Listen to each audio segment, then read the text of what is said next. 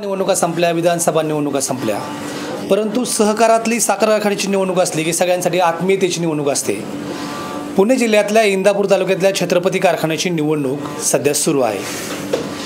साधारणपणे 478 उमेदवारांचे अर्ज सध्या निवडणुकीच्या रिंगणात आहेत. 68 वर्षांचा कारखाना आहे. राज्यातील सहकारी साखर कारखानदारीची चळवळ जिथून सुरुवात झाली तो प्रवरेचा कारखाना.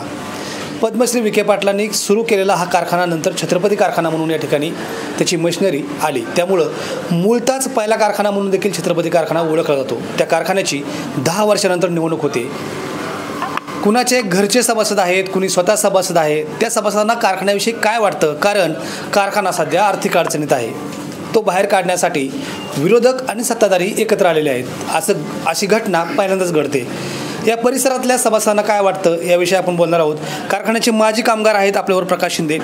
काय वाटतं, साधारणपणे हे सगळे एकत्र आलेले आहेत, कारखाना बाहेर निघेल, चांगला चालेल, काय वाटतं मला? तसं पाहायला गेलं तर बरं का, छत्रपती सहकारी साखर कारखान्यावर 53 गावचा प्रपंच शेतकऱ्यांचा अवलंबून आहे. जर हे चाक थांबलं तर त्याचं भयंकर दुष्परिणाम येथील सर्वच भागाला भोगावे लागतील. तर हा कारखाना टिकला पाहिजे असेच सर्वांची धारणा आहे. अजित पवारांनी पृथ्वीराज जाचकांची 5 वर्षासाठी निवड केलेली आहे. सत्ताधारी त्यांचं वर्चस्व आहे या कारखान्यावरती. तर हा निर्णय सभासदांसाठी म्हणून कसा वाटतो? हा अजितदादांनी जो निर्णय घेतला तो एकदम रास्त आहे. आणि जरी कारखाना अडचणीत असला तरी प्रयत्न केल्यानंतर तो बाहेर निघू शकतो. बापूंचे धोरण बी यासाठी उपयुक्त ठरणार आहे व त्यांना काही कठोर निर्णय घ्यावे लागणार आहेत. खरं तर सध्या खूप उमेदवार रिंगणात आहेत. म्हणजे 600 उमेदवार रिंगणात होते. 122 जणांचे अर्ज बाद झालेले आहेत. 478 लोक आहेत. कारखाना अडचणीत असताना मोठ्या संख्येनं अर्ज दाखल होणं ही कारखान्याला आर्थिक अडचणीतून बाहेर काढण्यासाठी सभासदांची इच्छा असं वाटतं का? पहिल्यांदा कारखाना अडचणीतून बाहेर निघला पाहिजे, व्यवस्थितपणे चालला पाहिजे. बाकीच्यांनी नुसता अर्ज भरून किंवा काय करून उपयोग नाही. जिथं प्रामाणिकपणे तिथं काम करणारा माणूस आहे त्यांनी काम केलं पाहिजे असं वैयक्तिक मला वाटतं. पृथ्वीराज असं पाठीमागच्यासारखं चांगलं काम करतील असं वाटतं? हो, करतील ना. बापू चांगलं काम करतील. अजितदादांनी बी निर्णय योग्य घेतला आहे. खरं तर सध्याची परिस्थिती बघता मनोज निंबाळकर आपल्याबरोबर कारखान्यात अनेक वर्ष काम केले. कारखान्याची त्यांची फार नाळ जुळलेली, कारण कारखान्याचे माजी अध्यक्ष यांचे बंधू होते. मला एक सांगा, ह्या कारखान्याविषयी सध्याच्या परिस्थितीविषयी तुम्हाला काय वाटतं? आता सध्याची परिस्थिती तर अडचणीची आहे, पण दादांनी आणि मामांनी जर सहकार्य केलं तर कारखाना लवकर बाहेर येऊ शकतो. आणि पृथ्वीराज बापूंसारखं नेतृत्व असल्यामुळं ते चांगल्यापैकी कारखाना चालवून कारखाना बाहेर काढू शकतात, तेवढी त्यांच्यात क्षमता आहे. आताच्या परिस्थितीत कदाचित 2-3 पॅनल होण्याची शक्यता आहे. अशा परिस्थितीत निवडणूक होणं छत्रपतीच्या सभासदांना किंवा कारखाना परवडणार आहे का? नाही, कसं आहे, आता दादांनी सर्व पक्षीय बोलवून त्यांचं मत दिलेलं आहे. आता हे सभासदांनी ठरवावं की दादांना सहकार्य करायचं का आपलं आपण नेतृत्व करून उभं राहायचं, पण त्याचा काय परिणाम होणार नाही. म्हणजे यावेळी लोकांचं मत ठाम बनण्याची शक्यता आहे की कारखाना बाहेर काढण्यासाठी पृथ्वीराज जाचकांवरती निर्णय सोपवायचा? कसं आहे, बापूंवर विश्वास आहे. त्यांनी नेतृत्व केलेलं आहे, कारखाना चांगल्यापैकी चालवलेला आहे. आणि दादांनी मामांनी घेतलेला निर्णय हा योग्यच असणार आहे. सहकारी चळवळीत काम करतायत अमोल भोईटे, सोसायटीचे माजी चेअरमन राहिलेले आहेत. छत्रपती कारखान्याची आजची स्थिती लक्षात घेता ही निवडणूक कशी व्हावी असं वाटतं?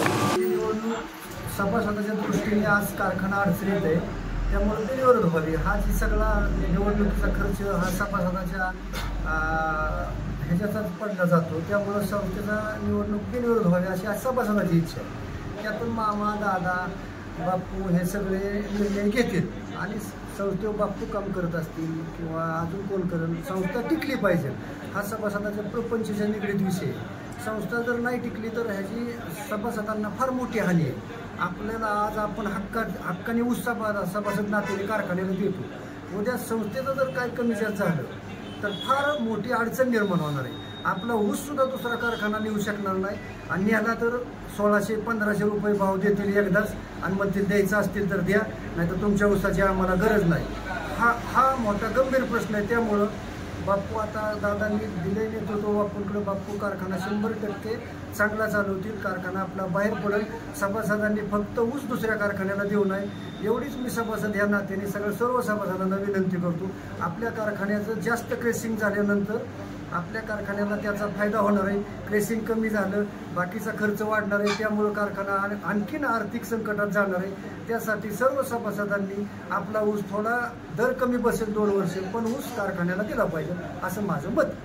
खरं तर यावर्षी कारखान्यामध्ये विक्रमी संख्येने अर्ज आले होते. आपण शिवसेनेचे नेते आहेत विजय, खूप मोठ्या संख्येला अर्ज आलेले आहेत. लोकांना निवडणुकीची इच्छा आहे का? निवडणुकीची इच्छा असं म्हणता येणार नाही, का तर कारखाना अडचणीत आहे हे उपमुख्यमंत्री अजितदादा पवार यांनीच विधानसभेच्या निवडणुकीमध्ये मान्य केलं होतं आणि आम्हाला सहकार्य करा आणि छत्रपती सहकारी साखर कारखाना अडचणीतून बाहेर काढील आणि त्या दृष्टीने त्यांनी पावलं टाकायला सुरुवात केली. आणि 2 प्रमुख विरोधी जर एकत्र येत असतील तर ही कारखान्याच्या आणि सभासदाच्या दृष्टीने चांगली हिताची गोष्ट आहे. आणि विरोधासाठी विरोध आणि राजकारणासाठी राजकारण न करता सर्व सभासदांनी यांच्या भूमिकेला सहमती दर्शवावी आणि मोठ्या संख्येने जे फॉर्म आहे ते फॉर्म एक बिनविरोध इलेक्शन होईल आणि आमचा कुठेतरी विचार होईल या दृष्टिकोनातून लोकांनी सभासदांनी मोठ्या प्रमाणावर अर्ज भरलेले, परंतु योग्य असा निर्णय अजितदादा पृथ्वीराज बापू जाचक हे करतील.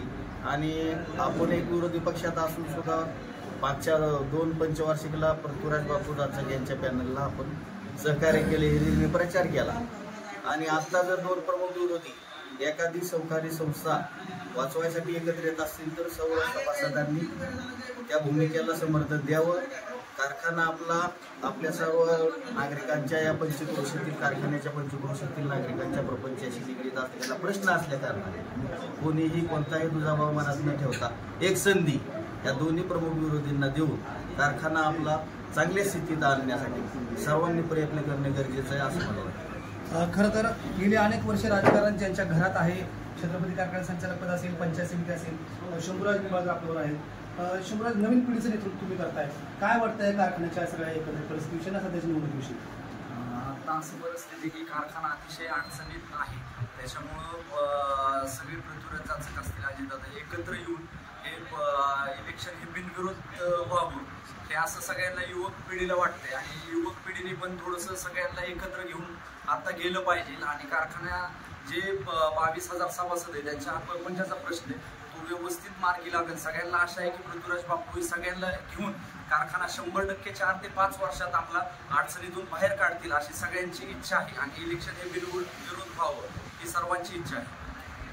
सध्याच्या परिस्थितीत तरुण पिढीला असं वाटतं की कोणत्याही परिस्थितीत कारखाना अडचणीतून बाहेर आला पाहिजे, त्यासाठी वाटेल ती किंमत मोजायची तयारी आहे आणि हे कारखान्याची निवडणूक बिनविरोध व्हावी असं तरुण पिढीला वाटतं.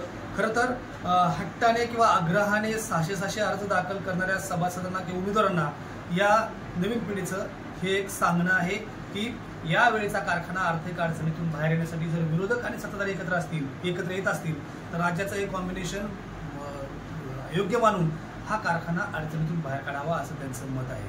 बाकी हा निर्णय काय होईल आणि किती पॅनल होतील हे येणारा काळच सांगेल.